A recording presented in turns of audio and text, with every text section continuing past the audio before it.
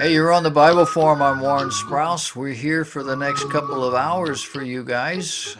Maybe you have been waiting patiently for the last 5 minutes for the show to start. You don't want to know this. I don't want to have to tell you this. But I started without you. I've done 5 minutes of the program, just happened to look over at the monitor and saw that I had forgotten to start the actual broadcast. I started the record. I started it in the other doodad that's going. I just have the Facebook, but I didn't start it with you. So we're going to start all over again. The phone line is open if you have a need or want to share something. The phone number is 843-666-1154. Don't bother calling now because it's turned off. I'll tell you when. I don't want you calling while I'm actually trying to regale you with some important information. We have a lot of different things to accomplish today. I've already pre-recorded 2 segments that will be posted online after the show is over. I just had more stuff than I thought I could cram into a 2-hour program. So feel free after the program, if you're not tired, to go to the website and you can watch the last 2 segments. I've forgotten all the stuff I was telling you when you weren't here to listen. I can't remember what I said.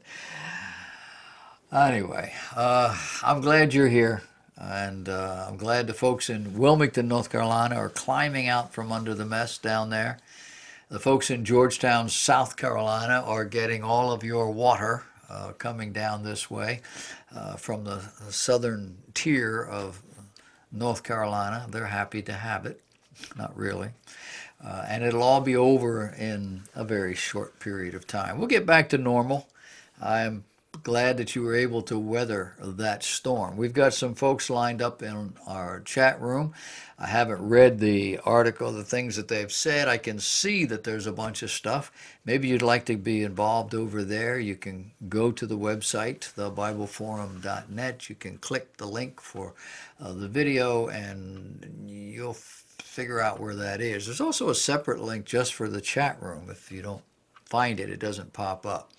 But we'd love for you to hear from you to see what you're thinking about. I wanted to give you a list of contemporary realities, things that we're dealing with every day, and compared to what our grandparents had. And in most of your cases, your great-grandparents. Keep forgetting how old I am. The year is 1918, so we're talking about 100 years ago, 1 century. 100 years ago, the average life expectancy for men was 47 years. Think about that. If you wanted to buy gas for your car, assuming you had a car, you would go to the drugstore. They were the only people that sold fuel for the car. Only 14% of the homes in America had a bathtub. 8% had a telephone. And the maximum speed limit in most cities was 10 miles per hour. Cars didn't go much faster. The tallest structure in the world was the Eiffel Tower. The average wage being paid a U.S. citizen in 1918 was 22 cents per hour. That meant the average U.S. worker was making between $200 and $400 per year. If you were a competent accountant, you could expect to earn $2,000 a year. Big money, 10 times almost what the average worker was getting. A dentist earned $2,500 a year, and they didn't have Novocaine. A veterinarian, somewhere between $1,500 and $4,000 per year. I guess it depended on what kind of animals he was treating, thoroughbred horses or your puppy. A mechanical engineer earned about $5,000 per year. And while we look at those numbers and say, whoa, how in the world did they make it? Cost of living. A dollar was worth about $1 in those days. Not anywhere near that today. More than 95% of all births took place at home. And I would guess that that was out the benefit of a doctor. 90% of all doctors had no college education. Instead, they attended medical schools, many of which were condemned in the press and the government listed as substandard. Sugar cost about 4 cents a pound. Eggs were 14 cents a dozen. Coffee was 15 cents a pound. Most women only washed their hair once a month, and they used borax. I know, some of you don't even know what borax is. It is a caustic soap, or perhaps egg yolks for shampoo. Canada passed a law that prohibited poor people from entering into their country for any reason whatsoever. The 5 leading causes of death were, number 1, pneumonia, along with influenza. Right behind that was tuberculosis. Following that was diarrhea, and then heart disease, and finally stroke. Keep in mind, the average male was living to 45 years of age. The American flag had 45 stars. The population of Las Vegas, Nevada, 30 souls. Crossword puzzles, canned beer, and iced tea hadn't yet been invented. There was neither a Father's Day nor a Mother's Day. And 2 out of every 10 adults could not read nor write. Only 6% of Americans had graduated from high school. Marijuana, heroin, and morphine were all available over the counter at a local drugstore. And back then, pharmacists said, heroin clears the complexion, gives buoyancy to the mind, regulates the stomach, the bowels, and is, in fact, a perfect guardian of health. Shocking, huh? 18% of households had at least one full-time servant or domestic help of one sort or another. There were about 230 reported murders in the entire U.S. of A. for the year.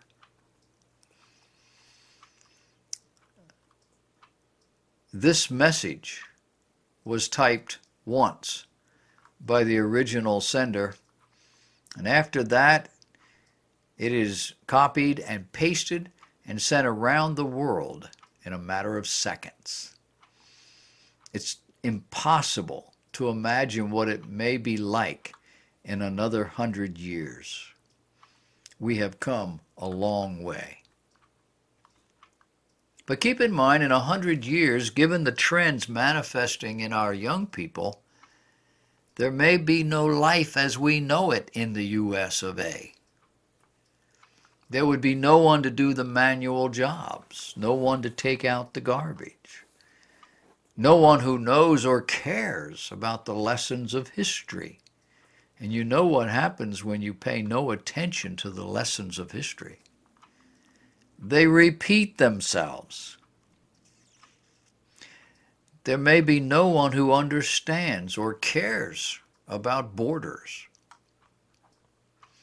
In a best-case scenario, the uber-rich will retreat behind walls while the ordinary population sings, dances, plays video games, and barricades themselves in their homes with weapons to fend off the marauding gangs. And you ask yourself, why? Why is it like that? Well, we don't know that it will be. But that's my prognosis, because we have rejected the knowledge of God. Proverbs chapter 1, verse 7, for the fear, the respect of the Lord is the beginning of knowledge, the beginning of wisdom, of strong confidence, the beginning of the fountain of life and of stability.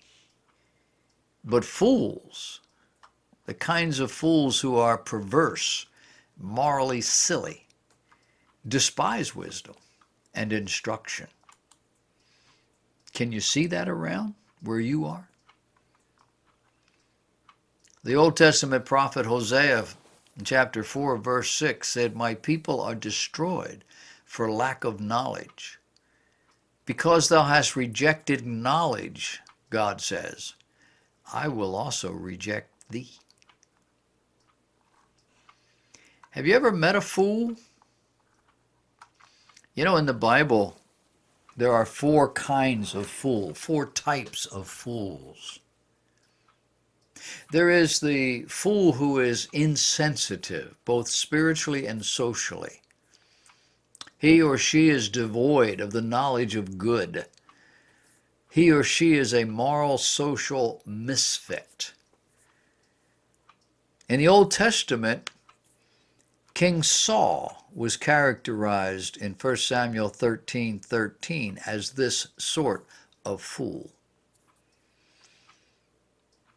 In Genesis chapter 31, Jacob's father-in-law, Laban, accused him of being this kind of fool.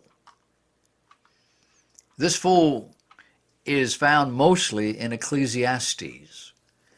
You can find him in chapter 2, verse 19, chapter 7, verse 17, chapter 10, verse 3, and verse 14.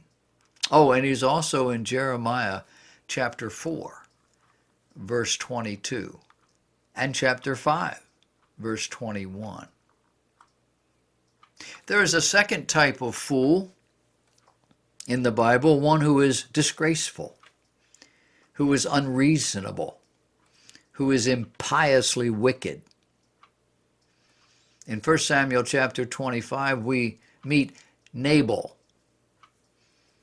Nabal had no time for David. Regardless of what David did for him, he didn't care. Ultimately, Nabal died, and David married his wife. Nabal was characterized as this kind of fool.